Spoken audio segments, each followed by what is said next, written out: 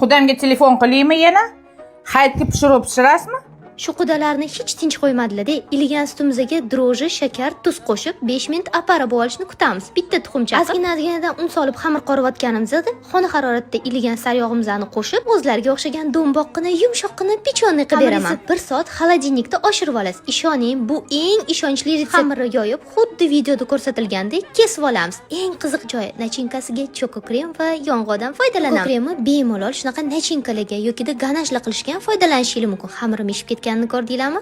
Xuddi videoda ko'rsatilgandek tugamiz. Tugilishi juda ham oson. Bolajonlar yu qaynanangiz mazza qilib yeb olishadi. Issiqqina sut bo'lsa bormi? Tugilishini har xil qilishingiz mumkin. Eng asosiysi xamiri turgan joyida ishib ketaveradi. 80 gradus 20 minut. Bu shirinlikni nomini qaynanani qo'yniga yo'l deb nomlaylik. Iftorlikka qilib bersanglar bormi? Yurechani bosib yaqinlarga jo'natib qo'yinglar. Bilasizlar-yu, qo'ynim ko'tariladi. Mazasiga gap bo'lish mumkin emas. Olinglar.